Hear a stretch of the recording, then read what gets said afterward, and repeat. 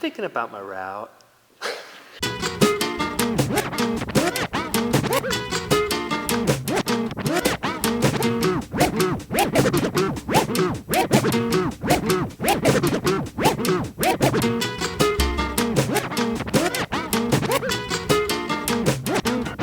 Hey guys, today we'll be doing parkour. Am I right?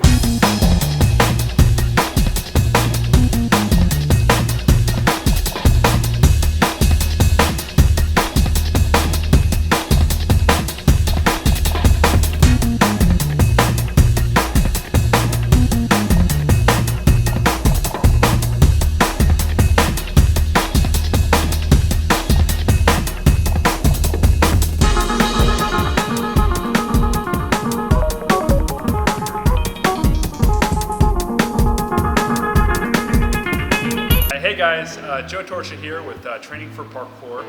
Today we're in the gym here in Columbus, Ohio, the Parkour Horizons gym. And on this week's episode, what we're going to talk about is how to run on rails. It's going to be a three-part series. First, today we're going to talk about balance.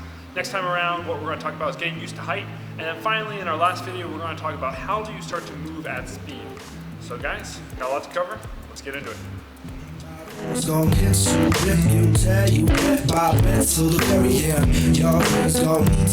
thinking about balance. So balance is one of those really cool things in parkour. I think it's one of the really kind of major sports where you see balance in such a wide variety of different ways, at such speed and at such height. It's really impressive. And when I first started learning parkour and when I first started watching videos, balance was always one of the things that really amazed me. And so I saw people doing really cool jumps, running across rails, things like that. And I was like, how is it that they're able to do that? Well, today we're going to talk about some of those concepts and we're going to lay down a foundation that we can build on top of that's going to help us get to that point so that we can move comfortably, safely, and quickly on rails. So some of the concepts that we want to think about is moving from a stable surface and from a stable position to dynamic. And we also want to start moving from 2 feet to 1 foot, and then from slow to fast, and low to high. So that's going to be all of our progressions, and we're going to repeat those progressions and those concepts throughout all of our balance training. So let's get into it, guys. A couple of basic techniques that we want to have in our balance as we go through. First is just walking. You want to get comfortable with walking on a narrow surface. And when we balance in parkour, what we want to try and do is we want to try and think about moving almost like a ballerina or something across the stage. As we step, we want to bring the outside blade of our foot across our surface and then roll onto the ball of the foot. That way the foot is able to maintain a dynamic posture and stability as we move across our surface. So, if you're balancing on a rail or a beam or something like that, you don't want to just plod ahead and fall. What you really want to focus on doing is making sure that you can ease your weight forward and backwards. So by easing it forward, just ease our weight forward, and at any point in time, we can take our foot right back off. Ease it forward, right back off, and we want to get comfortable with being able to do that forward and backwards, developing a wide range of technique as we do this. All right, so the next thing we want to work on is not only just walking, but one of the techniques that can help us with that is called counterbalancing.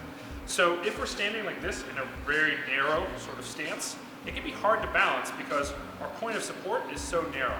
And if we just tip one way or the other, it's very hard to recover from that and to be able to move on safely. So what we want to get used to doing is standing on 1 foot and allowing our leg to help counterbalance out to the side like so.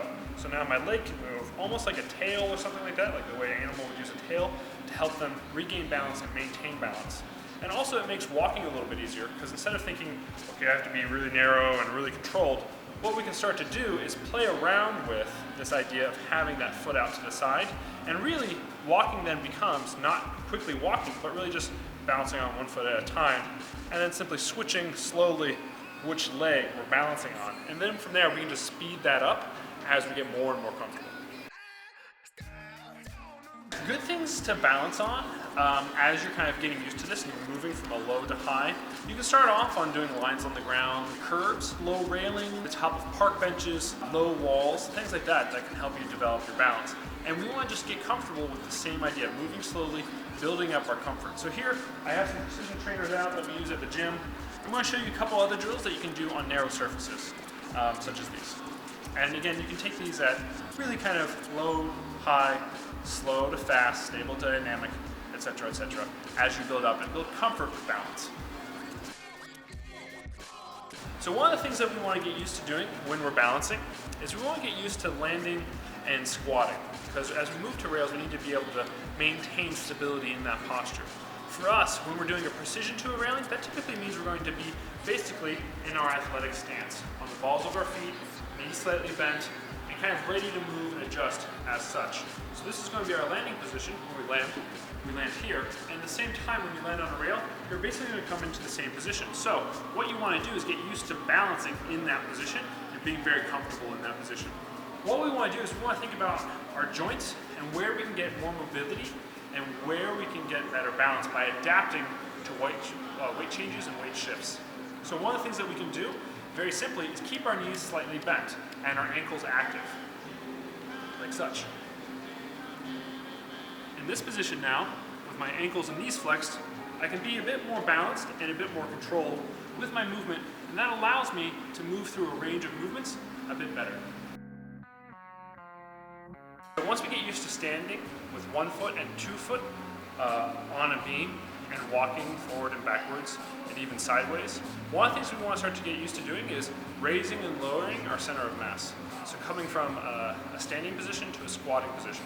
This is going to be useful because one, is going to allow us to absorb when we land and as we shift onto our feet from a jump or a stride. And then the second thing it's going to do is, in the case that we actually lose balance and start to fall, being able to squat down and quickly reach for and grab the rail is something that's going to be very useful. It's going to build a lot of confidence, and it also might save your butt one day.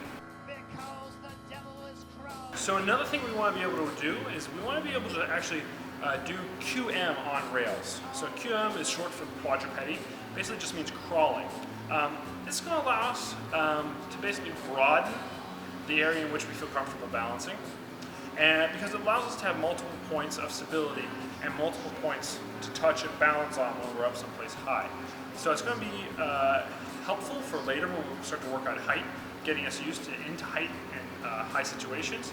And it's also going to be useful to develop a sense of full body coordination, developing the core, the arms, and the legs, and working in coordination to develop that selective strength and balance that we need as we move through. So we can just try this. I'll show you guys how to start. So we start off with normal quadrupedal on the ground, simple crawling forward and backwards, and then we move that up to rails. So on rails, what we want to make sure we do is we want to make sure we grab the rail like this. That way our hands can adjust and grab and twist, giving us stability up the arms. We want to make sure our hips are low, feet are behind us. That way we don't get too bunched up. If we get too bunched up, the center of mass gets high, easy for us to tip over. Again, something nice and low is harder to tip over than something that's tall. Once you get comfortable working at ground level, you want to slowly move your way up until you feel comfortable working at height. Again, take time with that, make sure you're comfortable in it, and then begin to build up to it.